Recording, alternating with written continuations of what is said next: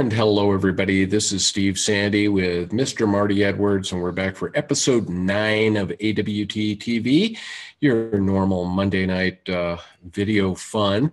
We're not joined by Dennis Sellers tonight because Dennis he lives in the Nashville area, and the Nashville Predators are in a make it or break it playoff game against the Anaheim Ducks. So we're hoping for the best for the Predators.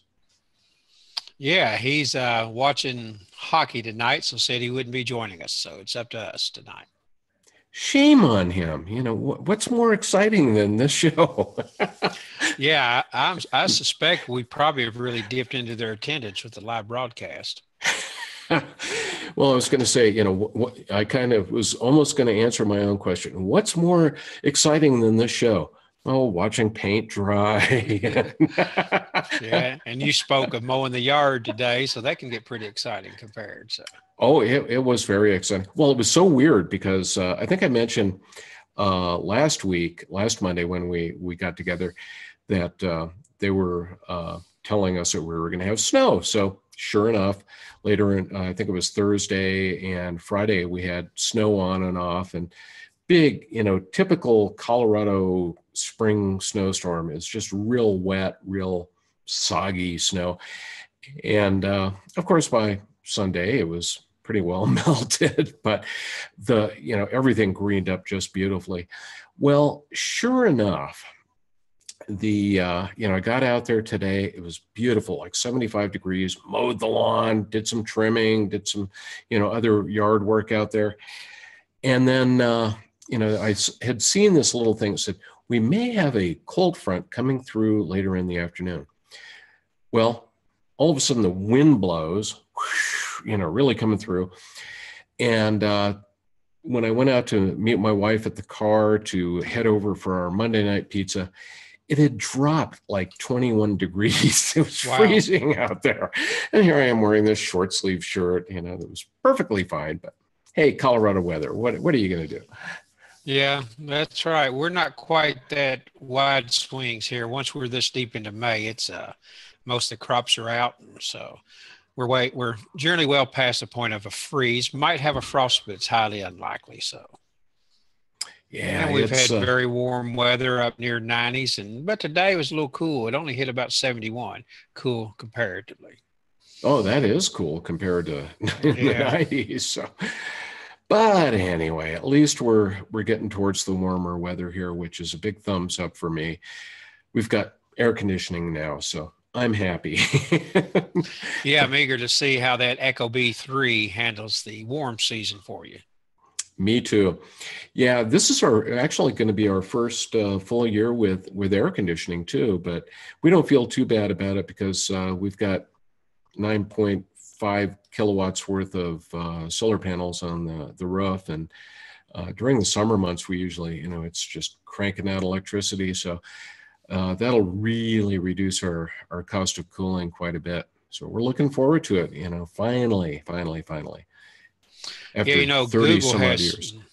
Google has a site now, and I do not even remember enough to even mention it, that you can go to and see if you're in a solar area where that they study, and we are not here. And I wish I could. I shouldn't have even brought it up. I can't think what it is, but I'll Google it later. And so whether or not it was worthwhile to install solar panels. We get a lot of sun. We don't have much winter here. Well, we do, but we might go through a whole winter without an accumulating snow, and sometimes we'll have one or two. So not too bad. Yeah, no. When we got our solar put in, I think it was 2014. I think it was end of 2014. 2015 was the first full year that we had it, but we actually have Tesla. No, it's Solar City, which actually was purchased by Tesla. It was another, I guess you could say, Musk company, and so we're kind of that's our supplier. It was kind of nice. They went ahead and just did Project Sunroof, huh?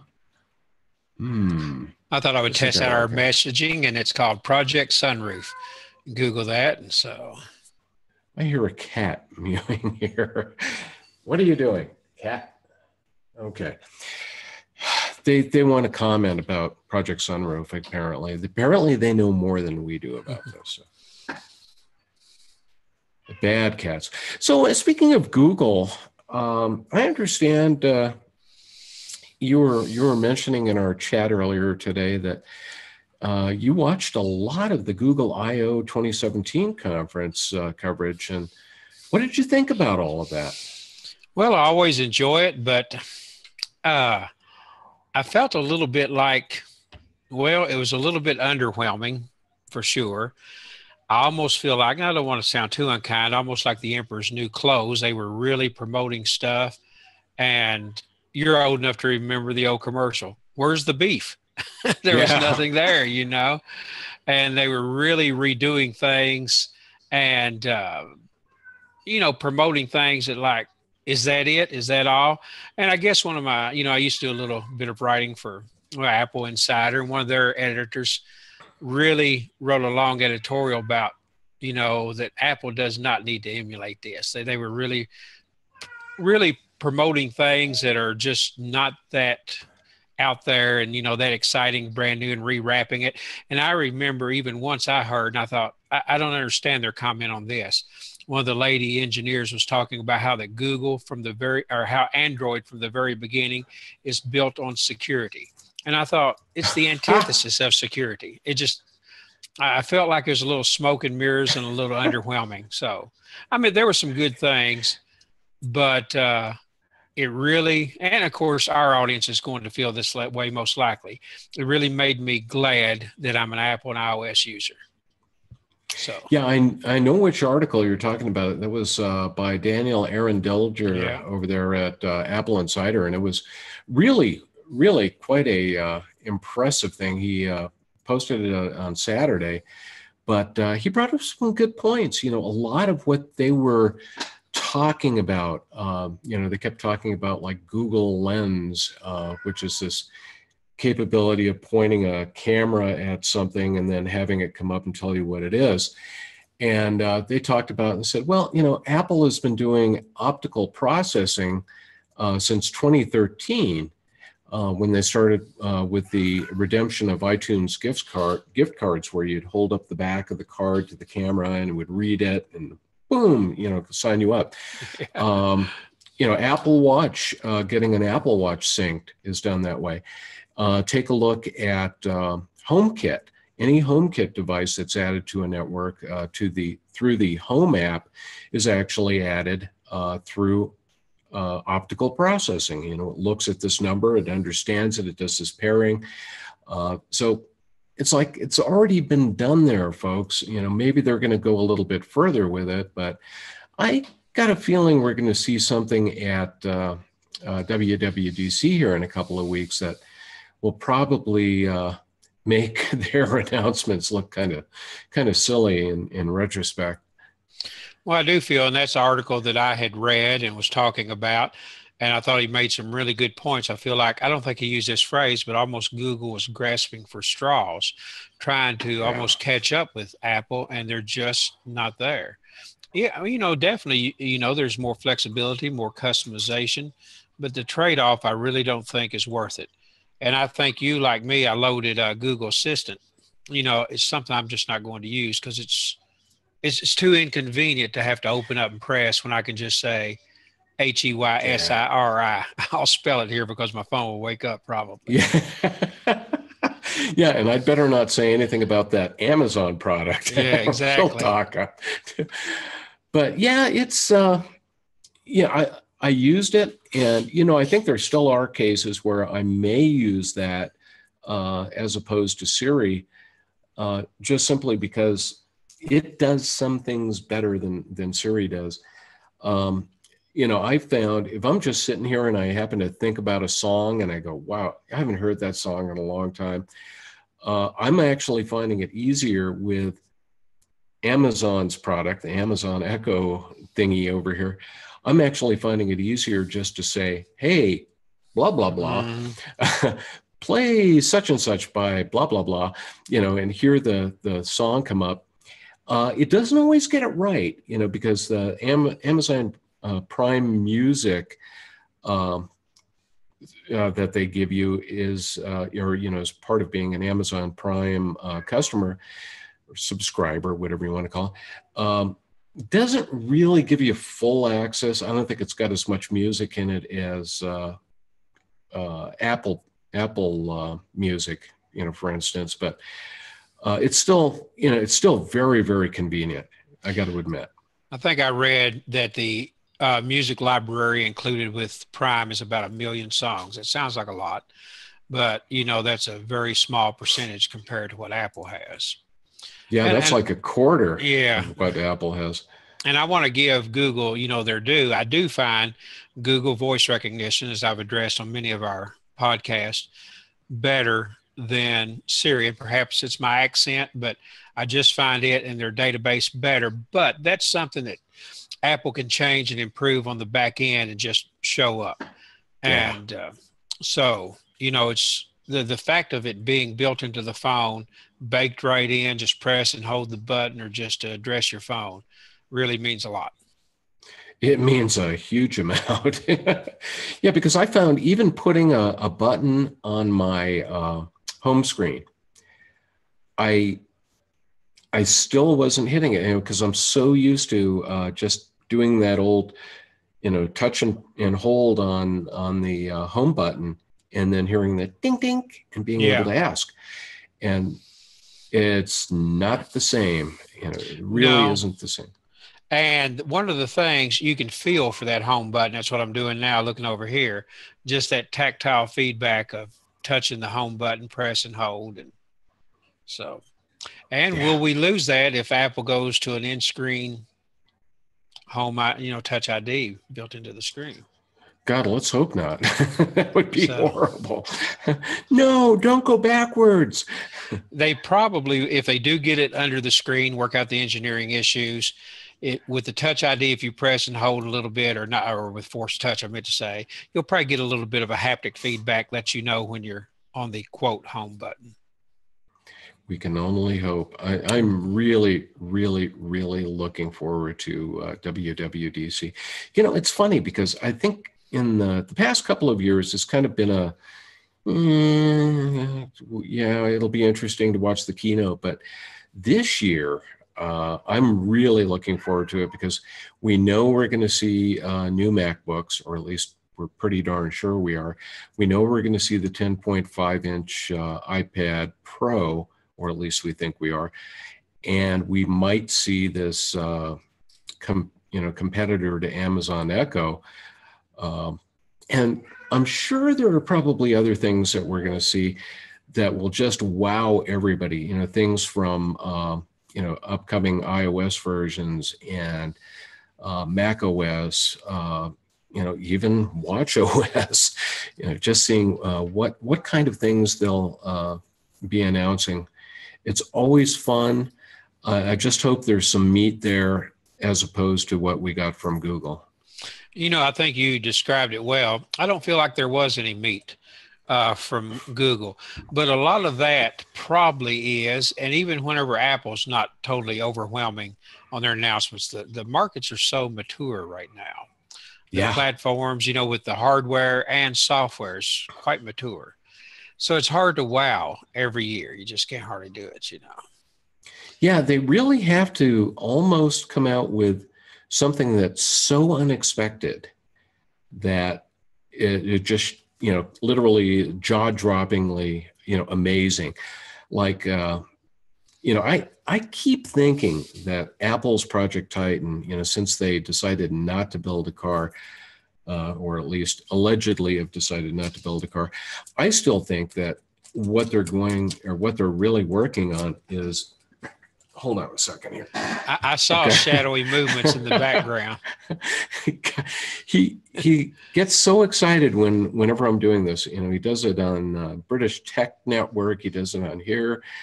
And then he wants out of my lap immediately. But just a little camera time. Yeah, a little camera time, and he's good. He can put that on his resume. But anyway, I still think that it's going to be like a future version of Apple CarPlay that will work with properly equipped cars, or maybe they'll even sell a kit, something you mount on top of the car or in front of the car that will turn any, car with certain features into a self-driving automobile. Because for Apple, that would make a lot of money, because so many people have, this, it's kind of the fanboy thing, but, so many people love Apple. They trust the security. They trust the products. And, today we heard that, I think it was Ford Motor Company, they took the guy who was head of the autonomous car project at Ford, and he's now the CEO. And one of the big things that they talked about in there is they're going to make strategic partnerships with Silicon Valley companies. Well, maybe they've been approached by Apple, and perhaps Apple said, you guys have some stuff there, but we've been, we know software very, very well. We understand embedded systems. We know how to miniaturize this stuff. Why don't you work with us? And, we can make any of your cars, provided they've got the following equipment. We can make any of them self-driving. And I think that, I doubt if they're going to announce anything like that at WWDC. But that's the kind of announcement I'm talking about that it would wow everybody. Their stock would just skyrocket. Well, I agree. And I don't think they'll ever do their own automobile. That's too much of they've got other people doing it. Why not just partner with them? Yeah. And add on. So it's like Apple coming out with the iPhone. There's no need to lay your own telephone lines all over the nation. Use what's already there and improve upon it. Yeah. And there, what it took to start off with was that strategic partnership. In that case, it was Singular, which became AT&T, of course, but seeing that partnership, getting a company that really understood the power of that phone and what it was going to be able to do that no cell phone up until that time had been able to do. Right.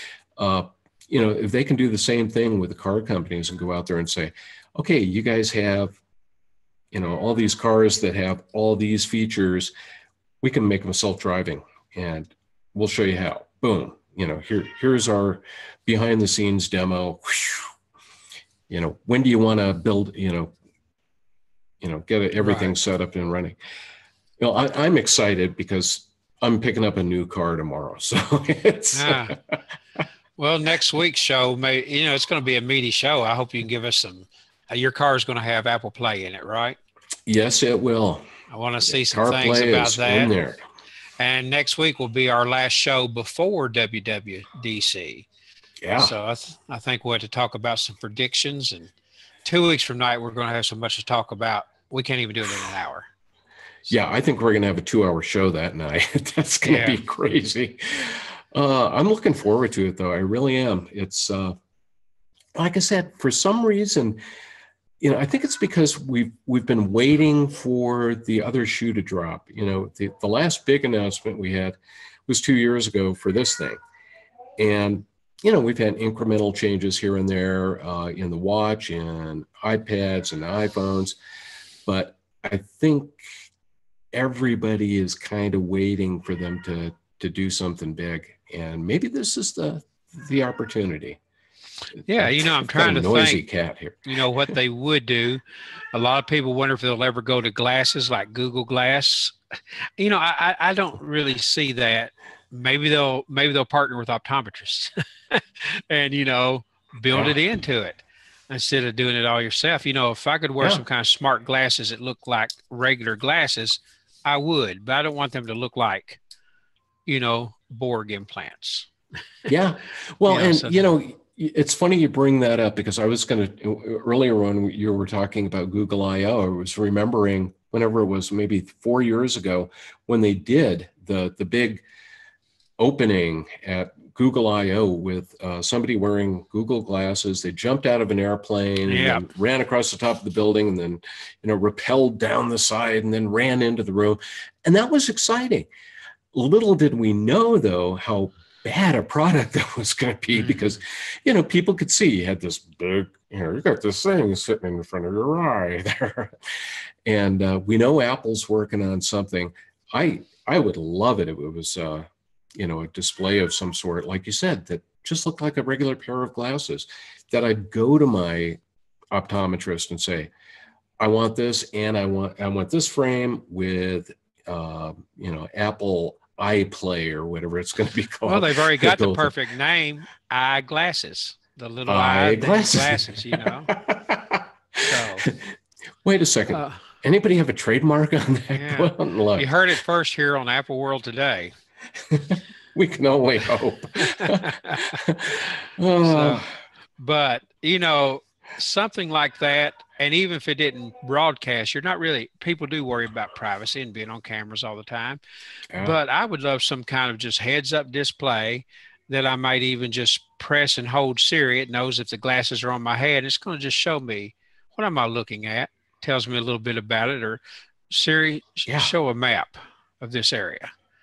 And, already, it's pretty well, it's even been available for years, where you see speakers have their prompters on clear screens that we can't see.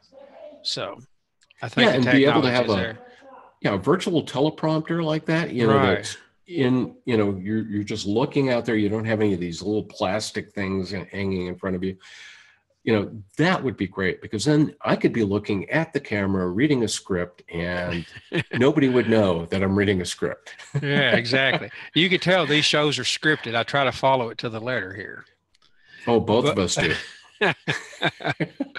But I think there's a lot of potential. I do think that their virtual reality, whether it'll be in eyeglasses or something else, is going to be part of their future. I think it's going to be the next big thing for them. Yeah. Some kind of heads up virtual display, not virtual display, but a virtual assistant that we can use all the time. So I'm really looking for some eyeglasses that look like regular glasses, where people aren't so put off.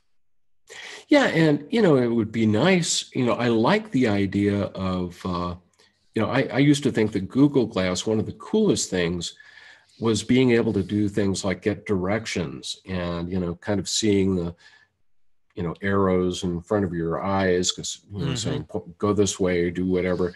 I would love, like you mentioned, being able to do a teleprompter, being able to look at something and, for instance, maybe look at a product, and, you look at the barcode on the back of the box, and it comes up and says, oh, you can buy this at, such and such a place, and it's going to cost you, $149. That would be cool. And then just say, order it. Right, exactly. And, the way eyeglasses are made, we could have, even looking at yours there, and mine, the frames are heavy enough where I think we could have, some kind of elongated battery and get all day wear. It's certainly as big as the Apple Watch. Apple Watch's battery is quite good. My wife uses hers all the time, and usually goes about 16 hours a day with it, and often 35 to 40% left. Not bad. And so, it's funny talking about these things. I spent quite a bit of time outside today when I was mowing the lawn. I was listening to music, and mowing the lawn, and especially when you're driving over tree roots that are growing on the surface of your yard, you really get jarred around. The only time I dropped one of these was at one point where I was actually doing some clipping of some tree suckers that were coming up, and I kind of bumped up against the tree, and one went boop, right out in front of me. Picked it up, put it back in, never fell out. That's what I was going to ask, if you lost so many while mowing the yard. And so, there it went. Yeah. Well, how was the audio with the mower sounds? I had to turn it up pretty loud, but still it wasn't half bad. I got to admit, the one thing I do like about these is that you can hear exterior noises. And, I've talked to some people who've complained about it, and they said, well, I want noise canceling earphones so I don't have to listen to the outside world. Well, that's being a long time bike rider, I know that's one of the things that just always drove me up, and still drives me up a wall, is when you see people who are wearing headphones, and darn well from the model of headphone that they're wearing that they can't hear any of the noises, especially when you come up behind them and you go on your left, and they have no clue that you're there. Right. I prefer to have that ambient noise come in and be able to know what's happening around me. So, Yeah, exactly. but I'm an old fart, what do I know? Well, how are you finding battery life? Actually, pretty good. I've not worn them for 5 hours straight or anything like that, but I have gone. I think the longest was about 2 hours and 15 minutes, and when I looked at the battery life, I kind of put them into the case and then opened up the case again, and it kind of gives you that display showing how the battery is. And I think it was showing about 65, 66%. And so I think I could probably go for longer than 5 hours, which is not bad. No, it's not bad at all for that. I gather probably most of the stem is probably battery. It probably feels weighted toward that end. That could be, yeah. Something like that. Well, the one thing I'm really, really looking forward to is when they announce at WWDC that we already have the Apple, the AI of the future. It's built into these things. Big shock. Yeah. And then it actually has eyes in it. Yeah, exactly. So, well, I think in 2 weeks we're going to hear some good announcements. Things. What do you think's going to be announced? Of course, we don't know. The iPad, we think. You've got your credit card warmed up, you said. Yeah, I don't know if you saw that, but apparently Pelican, which makes some amazing cases, but Pelican actually, one of the sites out there, got their hands on a case that had already shipped for a 10.5-inch iPad Pro. And, companies sometimes will, shall we say, ready, fire, aim, do that type of thing. But it's pretty rare anymore. Normally, I know that a lot of the manufacturers out there, they get dimensions and have to sign non-disclosure agreements that are just incredible. I got a funny feeling that this was one of those things that somebody screwed up a little bit and probably started shipping stuff out before they were supposed to. And Pelican might not be making cases for Apple in the future, or maybe they'll just say, everybody knew anyway because of all the rumor sites. Well, I saw the story about it, but didn't look at the case in detail. So what's it going to look like? Pretty well comparable. Yeah, let me see if I can find that again, because it was kind of interesting. I think the biggest change, God, this cat is driving me nuts tonight. I can hear it. The whole world can. I don't know what I'm not sure what's going on with him tonight, but I think he hears me talking. It's like, you're not down here, help, rub me or give me a brushing. So I was going to see if I could find that, but I don't. Hold on. Let me do a quick thing here. Pelican case 10.5-inch iPad Pro. So they think the screen area is going to be as big as the iPad Pro. Yeah. Okay. This was on 9 to 5 Mac, and they said we were able to get our hands on our own 10.5-inch iPad Pro case. Blah blah blah. The case, it's one of those rugged cases. Silicone exterior or interior, hard plastic exterior, has an Apple Pencil holder built into the side and a built-in stand on the rear. The microphone location is different. says the case has a cutout for the microphone at the top center rear of the case. And that matches the layout of the $329 iPad, the new one that's out there. Biggest thing was the case's size. They were able to estimate that the device will be a 1/4 inch thick, 10.13 inches long, and 7 inches wide. And let's see, blah, blah, blah. I'm trying to see if there's anything else here. But it was interesting. It looks just a little bit larger than the 9.7, which, yeah, would be 0.8 inch. But that'll be interesting. I like I said, I am so on the wishy-washy edge about whether I'd get another iPad Pro. You know, depending on the MacBook announcements, I may end up going back to MacBook. Well, I'm not in the market for an iPad. We have at least 3. And I guess you've seen the news. They think they might be discontinuing the iPad mini.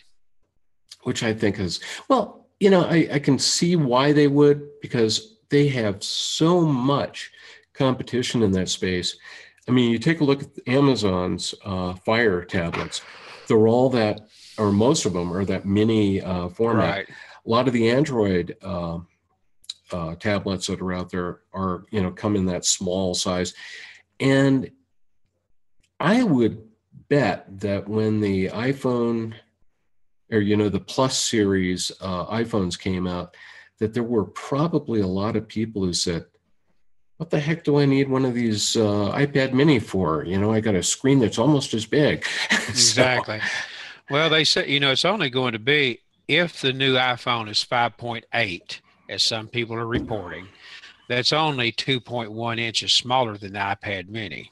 Yeah. So it's not a lot of differentiating between the two. Though I like that form factor. My wife really likes that form and size because she reads a lot of Nook books. She has a Nook from many years ago, and she loves that size.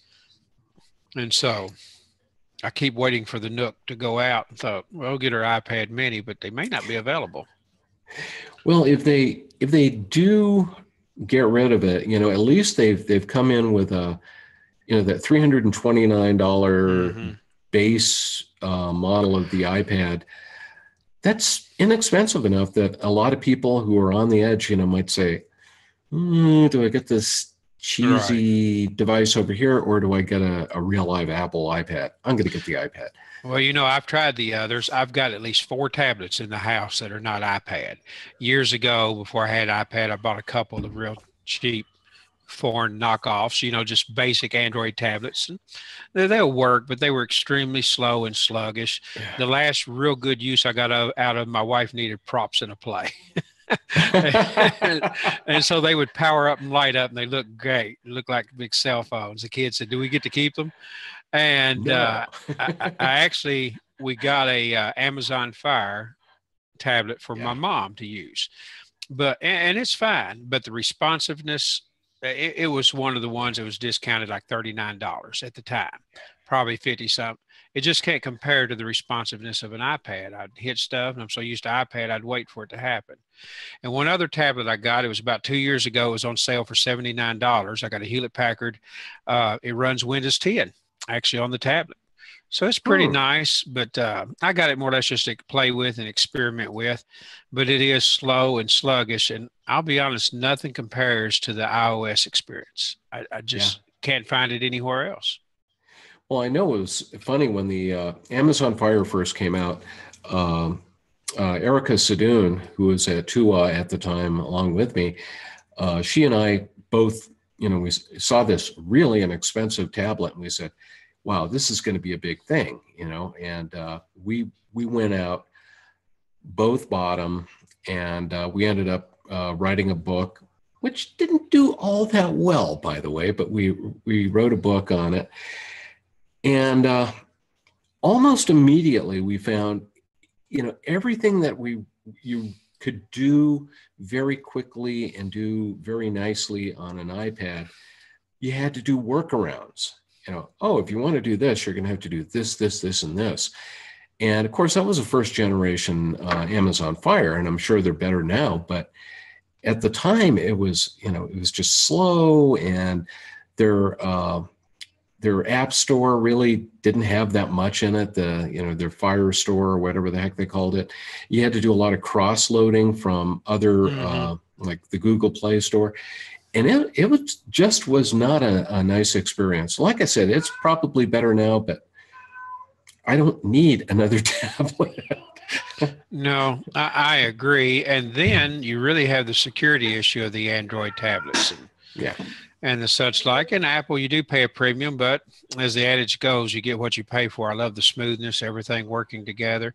I do really enjoy being able to pick up an iPad and seeing all the text messages there is the same on my phone or on the computer as Yeah. well. Everything synchronizes everywhere. And I think the ecosystem is the big selling point. And it just all works together too good, you know. I sound like we're an Apple site or something. I wonder. Well, I kind of brought it up in one of the other episodes that I've been writing a series over at OWC's, what they call the Rocket Yard blog. It's blog.macsells.com. And it's been a series on Mac OS Server. And it's been a while since I used Server. When I was a consultant and I went through all the server training and all the hell that was associated with that. That's when we were putting it on the actual Xserve servers, and those had their own little quirks. But anyway, the thing that I really was amazed with, I've got Mac OS Server, running on this MacBook, Mac Mini, excuse me, over here. And the fact that you can connect to those from iOS and have access to a shared drive, or if you happen to have any like group folders that multiple people are using, everybody has access to those. And it's just a very simple sign-in. Really, really amazed me with how well integrated that is. And it really kind of surprises me or saddens me in a way that Apple doesn't do more in terms of really promoting their server product, because it isn't bad. It's there are certain things that you have to do that I learned the hard way by really screwing things up. But once you kind of know the order of how to set things up and know not to change certain things after you've got them set up, it's very stable. It can run on, like in this case, a pretty old machine, and it works. It works really well, just like most Apple products do. And I would love to see them come out again with another like super powered Mac Mini, or even when they come out with the new Mac Pros next year, have a version that's specifically made for either a small business server, or in some cases you could just even do like a home server. And there are a couple things that they could do right now, setting up things like DNS and reverse DNS entries and open directory, and some just some of the more pain in the butt type things that you have to do. If they could figure out a way just to make that a lot more simple, maybe them being the provider of the DNS and reverse DNS services and things like that, they could make it drop dead simple, where anybody could set up a server. And that could be a big change from, nowadays where most servers are running on Windows or Linux machines. Yeah. Well, I agree. I've always had sort of a server type situation set up here, but I haven't loaded Mac OS Server on anything yet. If I ever update this machine, it'll probably be delegated to just a server.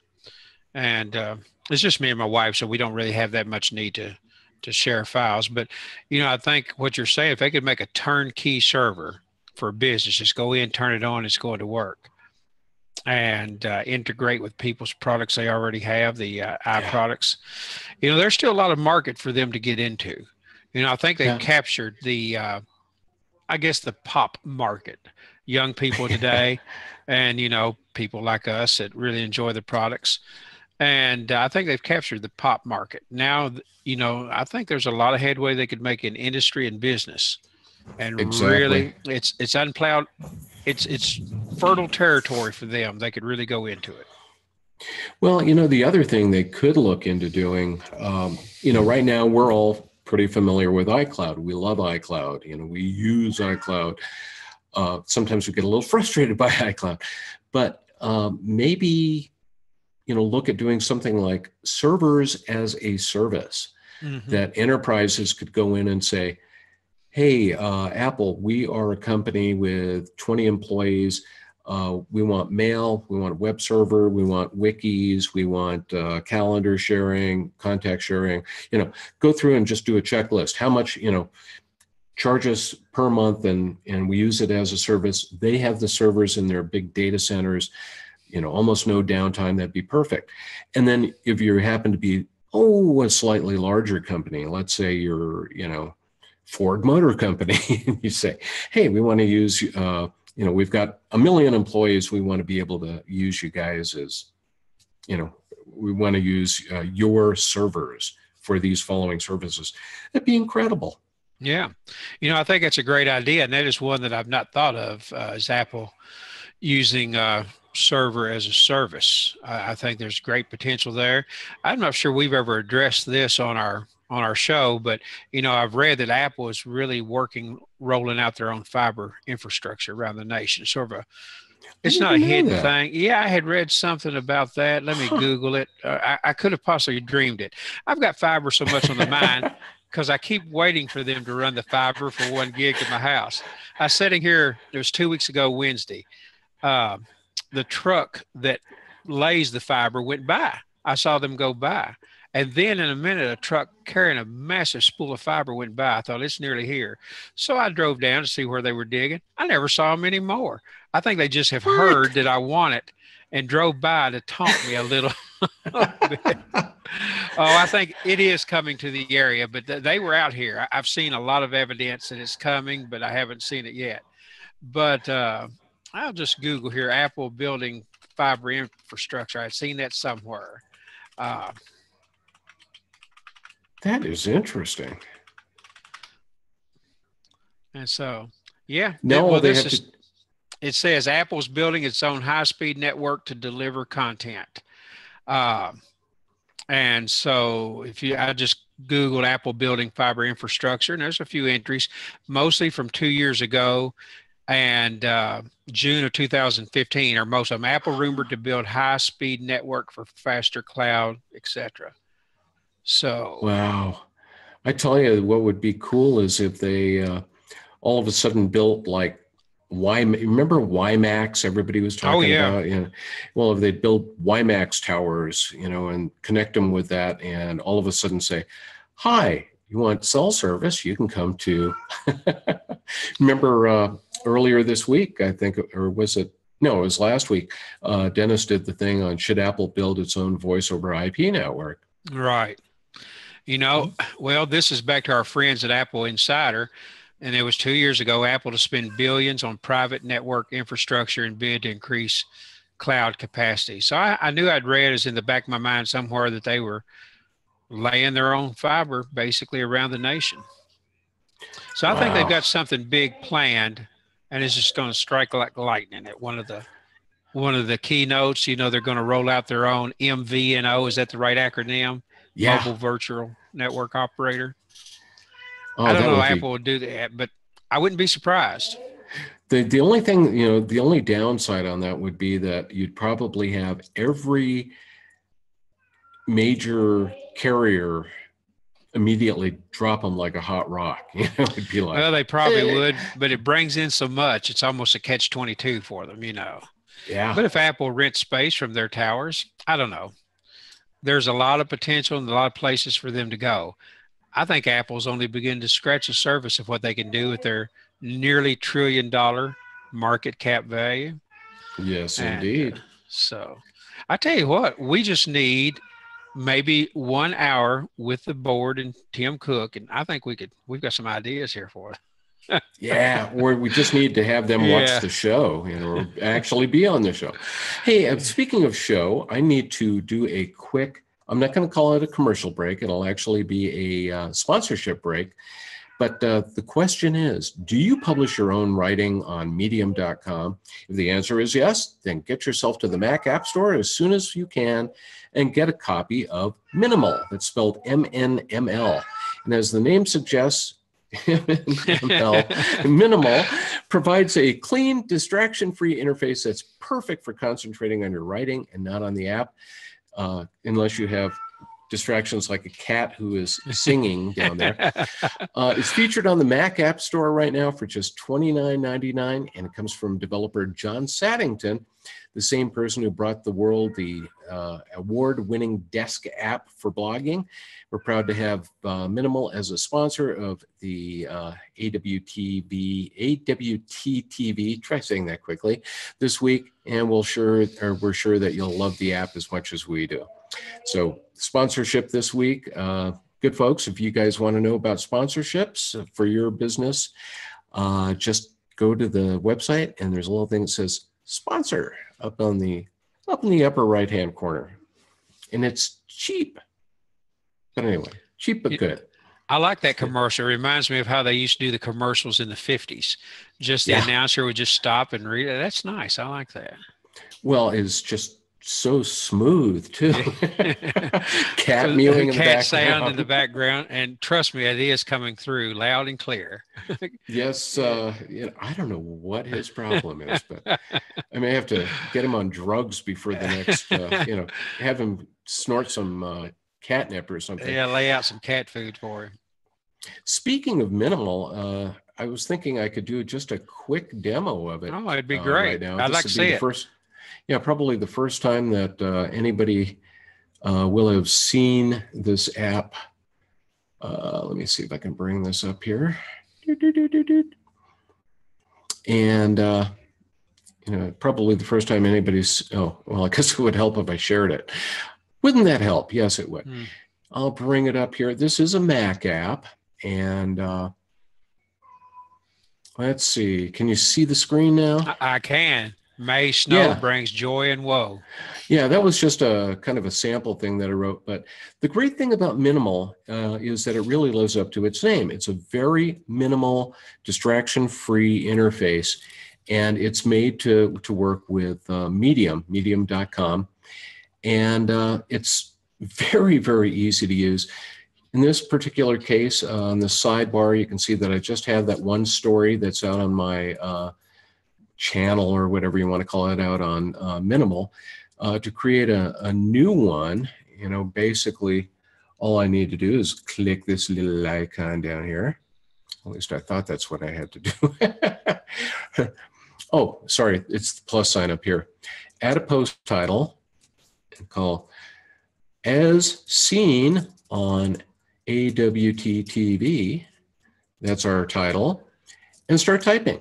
And I can change the font that I see, but really what it's going to do is it's going to give us a very clean and easy to use interface. I'm going to start by adding an image. And let me go out to my downloads folder, and there we go. I'm going to grab this one of Minimal. Popped it in there. Now I'm going to put text in. Actually, I'm going to put a little line break, and then we're going to go in and start typing. This is the Minimal app, which is available for $29.99 on the Mac App Store. Get it today, something like that. To publish this, all I have to do is click publish. And I can put tags in if I want to. If not, I just say confirm publish. So let me ask you, is the site you're publishing to, are they a web hosting site? Is that what's happening? Well, what Medium is, the best way of putting it is, and actually let me get back to our screen. I'll stop sharing here. What Medium is kind of a free blogging service. And what they do is if somebody is getting a lot of attention writing stories and, or, if it's somebody like Elon Musk or somebody that's writing on there, what they do is they will actually kind of curate the stuff that's come out there and tell people about it. And they'll say, hey, this week we have Tim Cook writing about blah, blah, blah. And that was a cat again. He's going nuts tonight. But anyway, it's a very interesting service. So it's not only kind of a free blogging platform, but it's also this curation that they put out there, and it makes it easier for people to really discover things that they might be interested in reading. Okay. And you definitely won't be interested in mine. It's boring. Well, I had to admit I was not familiar with it, but that was really clean and very nice looking. Yeah, the app is, Desk App actually got an Apple App of the Year award for, I think it was 2014 and 2015. John, I've known him for a while, since he was first getting started with Desk App, and he just concentrates on making apps that are clean, easy to use, that anybody can sit down and understand almost immediately. So he does good work, and wish him luck with Minimal. It just came out, and we're actually about the first site who really has had the opportunity to try it out. Well, good. Looks real good, and I hope that some of our viewers get a chance to try it there. Yeah, please buy it. Yeah, we'll actually have a review about it this week, a little bit later on. Do you have any apps you were thinking about showing? Well, I've been playing with a little game. I just sort of stumbled across it that probably a lot are not familiar with. I enjoy playing what are called MMOs, multimedia online, multiplayer online. World of Warcraft is what I play mostly, as people have seen from my background wallpapers. Matter of fact, we had some viewers from Arkansas, and they commented about they were World of Warcraft. They commented more on my wallpaper than they did what I was demoing. But I'm going to give a quick little demo of a game here that I stumbled across. And let me get to a screen share here. I'm sorry that there's a lack of cat background sounds. We have a lot of cats, but they're all out on the farm. Yeah, I'm tempted to mute my microphone so we don't have to. No, it's good. It's like it's a nice continuous background sound. Let me change the camera source here to my iPhone. Oh, I don't have screen share turned on. Sorry about that. Still, hey, no problem. This is live TV, isn't it? Yes, it is. And that's the fun part of it. All right. You should be seeing it now. Got it. Well, I do have a virtual cat on my wallpaper. I have a game here, yes, and I don't know how well it's going to show, will be in pretty high definition, but I think this game really showcases how good the iPhone 7 is. I'll go into my game folder. You see a lot of Angry Birds, but there's one, there's every Angry Birds regular game. There's one called The Wolf. I just sort of stumbled across this, and it's the MMO where you play, and hopefully it'll show up here. Ah, nice. And I'm not going to rate them right now. What you do is play this game, and I'll be a Mexican wolf tonight. And you actually play it from the vantage point. You are the wolf in the game. Okay. And that's another player that just came in beside me. This is our starting point. This is pretty intense. Can you see it okay? Yes, I can.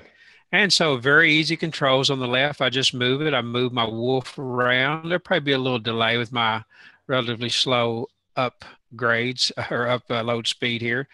It would help if I look at the screen, but you can see the graphics are stunning. It looks like something out in Colorado. Look at the shadow of the wolf there. Okay, there's a raccoon. I was going to attack him. That's what the wolf does, but I nearly got killed by a raccoon today, so I'm a little concerned. He was rabid. Let me tilt up and around. Look at the sky. Look at the sun. the shadows at the right angle from the sun. And it's really a pretty neat game. Absolutely free. Of course, like any game, there's in-app purchases if you want to update your wolf to a better wolf or something like that. It may take a little too long for our demo, but around this bend here, there's a really nice waterfalls and some other things. Let me get my wolf running again. Might not take but a moment. But this is just simply called wolf. Okay, yeah, the water's right up here to the left of this tree. Can you see the waterfall coming into view? Oh, yeah. Oh, cool. And up here, yeah, near this creek, river, it's formed by the waterfall, there's a bunch of sheep. And of course, I'm not transmitting the sound. I've got my Mac and everything muted, but you can hear the sheep bleating, and you just go around and attack and eat, upgrade your wolf, become stronger. And I had a big bison or something attack me today, but I was able to get out of combat. But look, as I get near this bush, you can see the trees. It's pretty realistic, and it really looks good on the phone. So you can tell among all of us, I guess I tend to be the gamer, but even now I can feel my phone heating up a little bit. It's pretty intense. But for the iPhone 7, and see my wolf went into under a tree here, and look at the shade that's being cast on him. That's another real player right now. Well, I think they're attacking me. Oh, great. I don't think there's PvP here. They may have just been greeting. But you can see the shade on the ground, and let's see. And I've tilted up, and the sun should have been up there. There it is. And I just want to give a little demo more of what your iPhone can really do. That's just near someone's already been through and killed the sheep. I won't attack anything now. I'm more on these games, just simply enjoy exploring. We'll go across the river here, and that's pretty much what I wanted to demo tonight. I'd been playing with it a little bit, preparing to show. I just thought it was such a pretty game and looked so good. And so anyway, let me stop the share. And I thought some of our readers that like the game might enjoy that. Oh, wow. Well, you probably got me going on that one now. Well, it is a free game. And, of course, like all of them, in-app purchases, which I've never done. It's just fun to explore. And it really shows off the capability of the iPhone. The graphics are great, and you can feel it heating up a little bit, but it's not bad. And so that's my demo for tonight. I think that game is just simply called Wolf. And you can see the cryptic name and where they got it. But it's really a fun game. Why did they name it that? Yeah, exactly. Why did they call it Sheep Eater? And so I thought I would demo that tonight, and just every once in a while show a game and some of the more casual things we can do with our phone. That is cool. Yeah, like you said, it reminds me of a lot of Colorado. So well, it does look like that area. I feel at home. Yeah. And, one of the things with problems, I guess, with playing games on the phone, the controls can be a little cumbersome, but they really have that down well. I just move with my thumb, then I attack with the other thumb, and it's really made for the phone and works very well. Too cool. I may have to try this one out. So if you see a wolf that looks like me. And I hear cat sounds in the background, I'll know it's you. Exactly. So, and you said that is free, correct? Yes, it is free. Since I've already loaded it, I probably won't be able to tell the price. Let me look in the App Store and just see if Wolf is listed here. Let's see. But it was. Since you don't have it, I might let you look and see the price. But I do think just simply called Wolf. Let's see here. App Store, it's called The Wolf Online RPG Simulator, and there's 4,239 reviews, and it is all 5 stars. Wow. Oh, there it is. I see it. And yeah, I was going to look at the in-app. Yeah, so the in-app, yeah, wow. I know. That's a huge number. But yeah, looking at this, we've got, you can buy a pocket full of gems for 99 cents, a bag for $4.99, up to a chest of gems for $49.99. Oh, excuse me, a mountain of gems. For $100. Good But grief. you know, you can play and not spend any money and just enjoy it a little bit. You can see, I really do look at the reviews, just an overview. It's gotten good reviews. And one thing now I'll remind our listeners I would do is, and it's going to change soon, look at the date that a game comes out. If it's anything earlier than 2017, I don't load it, because you get back a little bit earlier, they're just 32-bit, and you'll get the warning and everything pops up. And so, but that one is, I think, February 2017 or maybe March. Yeah. Wow. That is really cool. I just happened to stumble across that. So I'm going to have to stop looking, or I'm going to, I'll end up buying, or, going in and getting a mountain of gems so I can. I don't think so. I did manage to defeat the raccoon finally after a rough, long battle, but I got him down. So good. It's a pretty fun game. Did you ask him if he had lived in my attic at one point? Because we had a family of raccoons that lived up there at one point. They were not fun to get rid of. Oh, I can imagine. Yeah, they don't get me started on that. Well, actually, I think we'll call it quits for this evening. I got to go find out why my cat is still talking, and we'll be back, of course, for episode 10. Believe it or not, next week, and that will definitely be our preview of WWDC 2017. And wow, and then the week after that is the WWDC 2017 Roadshow. I don't know, something like that. Yeah, maybe we'll do a remote or something. Yeah, I was standing out in front of the convention center. Hi, here we are, not at the convention. Just a convention center we found. We're in front of it. Yeah, I could go downtown to the Colorado Convention Center and stand next to the big blue bear. That's going to be an exciting show in 2 weeks. I look forward to it. Yeah, sounds like a winner.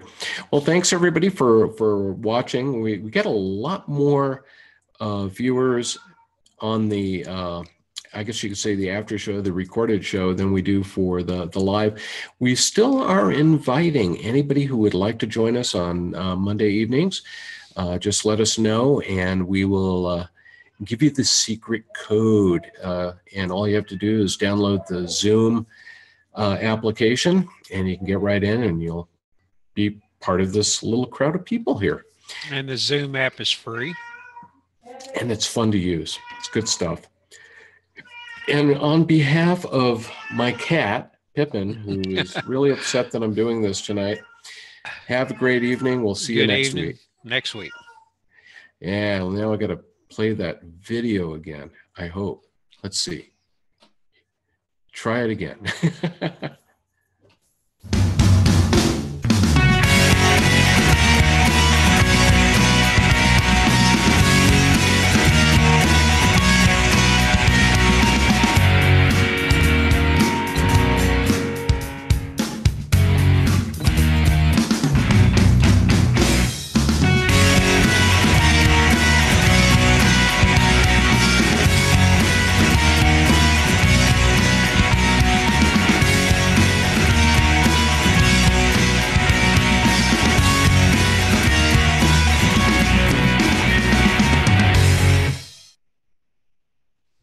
And good night, everyone. Have a good one.